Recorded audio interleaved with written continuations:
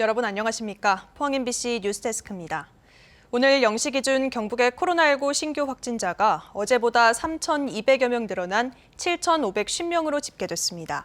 시군별로는 포항 1,691명으로 가장 많고 경주 489명, 울진 76명, 영덕 34명, 울릉 1명 등입니다.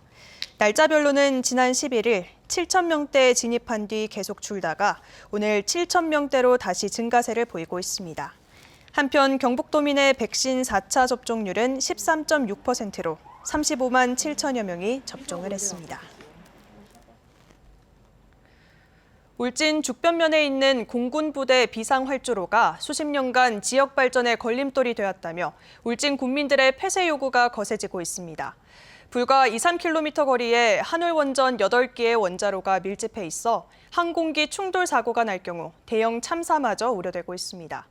울진 군민 8천여 명이 반대 서명운동에 동참했고 울진군도 국민권익위와 국방부에 문제 해결을 요구하고 나섰습니다. 김영일 기자입니다.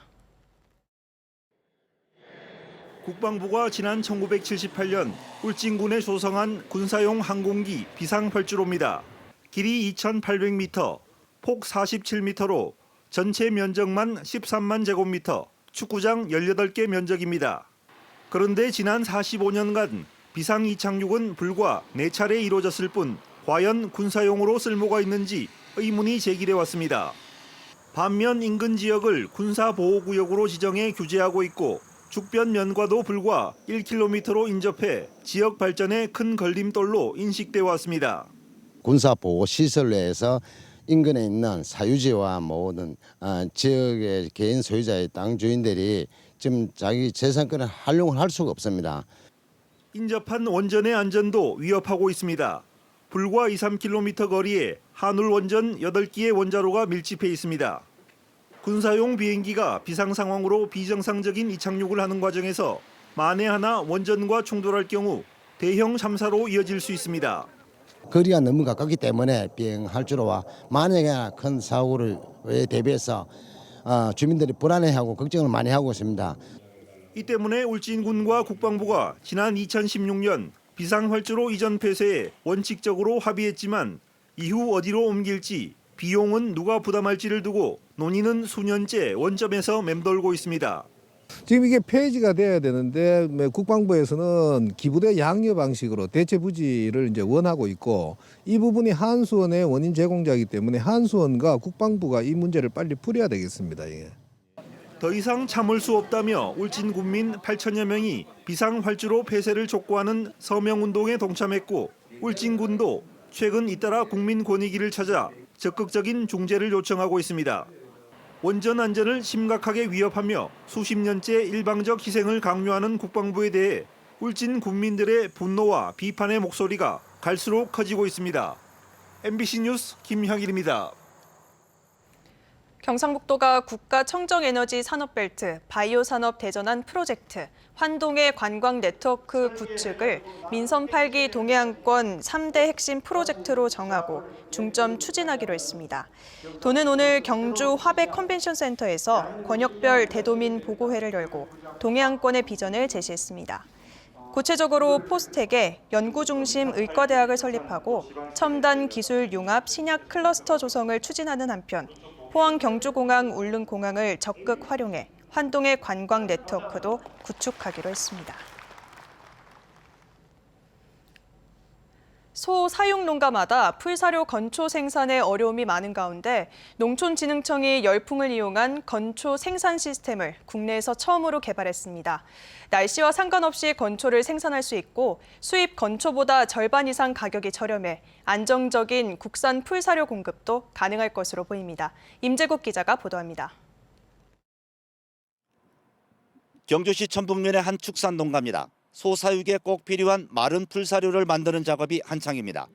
둥그런 모양의 사료를 자르고 대형 열풍기로 건조한 뒤 압축 포장합니다. 열풍 건초 생산 시스템으로 날씨와 상관없이 1시간에 400kg의 건초를 생산할 수 있습니다.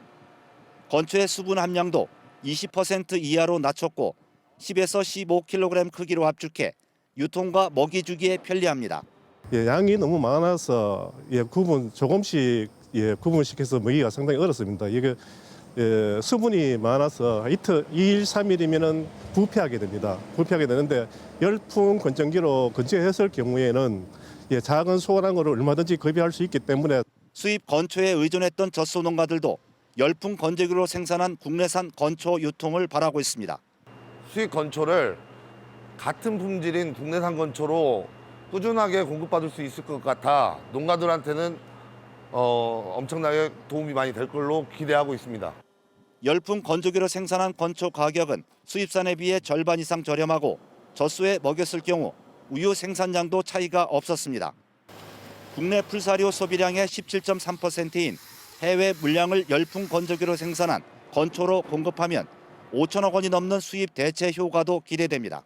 열풍 건조기를 이용하여 말릴 경우에는 357원에 킬로그램당 357원에 유통 가능할 것으로 예상되기 때문에 수입조 사료 대비 54% 비용 절감 효과가 있을 것으로 보고 있습니다. 농촌진흥청은 경제성 분석 등을 통해 내년도 정부의 신기술 보급 사업과 연계해 시스템 보급을 확대하기로 했습니다.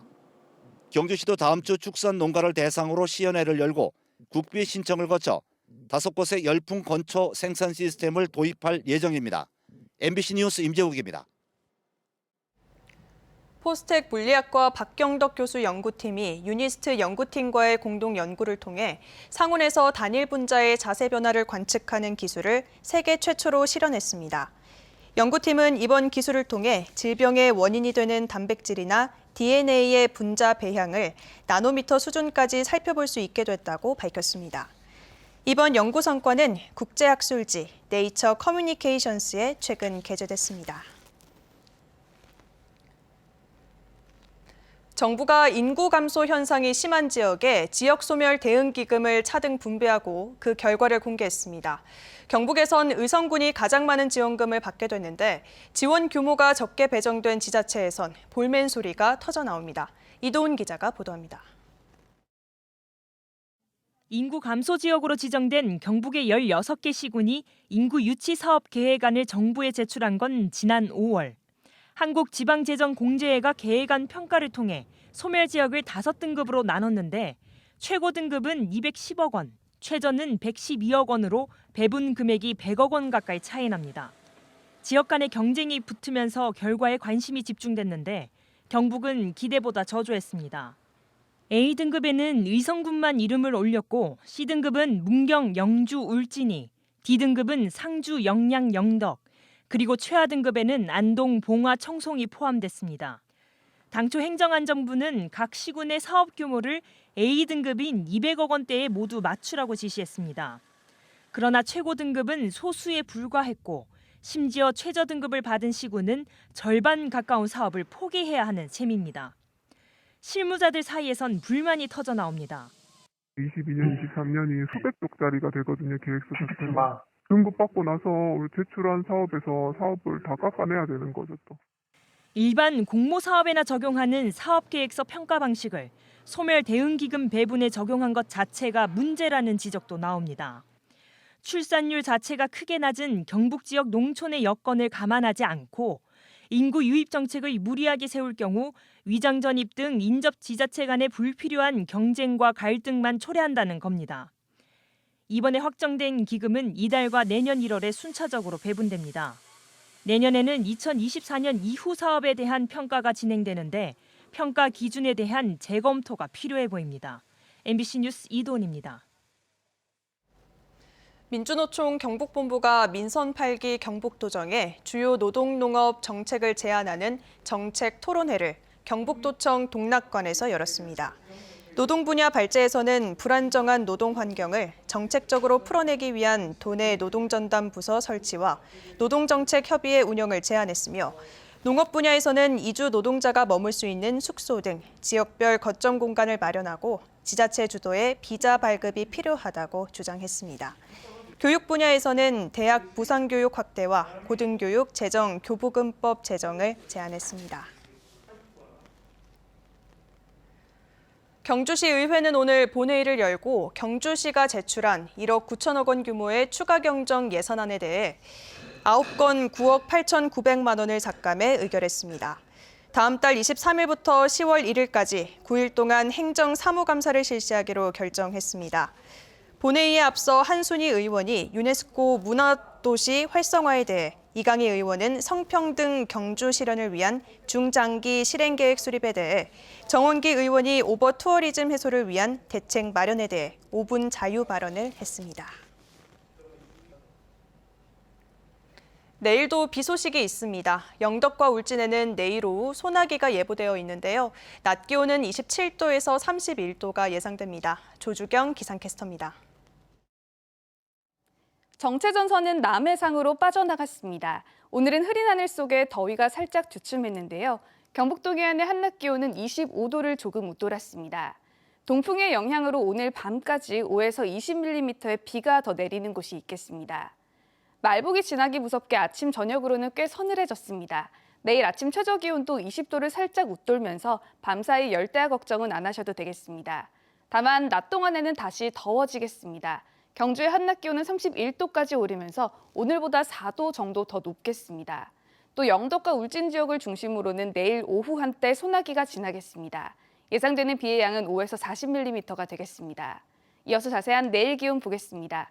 내일 아침 기온 20도에서 22도 분포로 오늘보다 1도에서 3도가량 낮게 출발하겠고요. 한낮 기온은 27도에서 31도 선에 머물면서 낮 기온은 오늘보다 1도에서 3도가량 오르겠습니다. 울릉도와 독도의 아침 기온은 23도로 시작하겠고요. 한낮 기온은 울릉도 27도, 독도 26도 선에 머물겠습니다.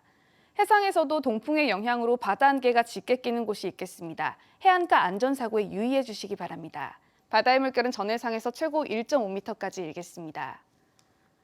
토요일에는 또다시 비가 내리겠고요. 주 후반에는 다시 기온이 오를 전망입니다. 날씨였습니다. 어젯밤 10시 17분쯤 포항시 남구 대도동의 한 4층짜리 다가구 주택 2층에서 불이 나 20여 분 만에 꺼졌습니다.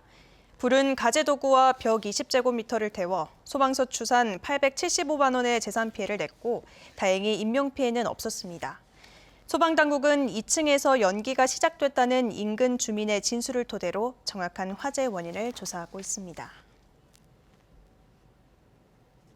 한국에너지기술평가원은 오늘 오전 포스코 국제관에서 포항 지열발전소 부지 안전관리 사업 관련 주민 설명회를 열었습니다.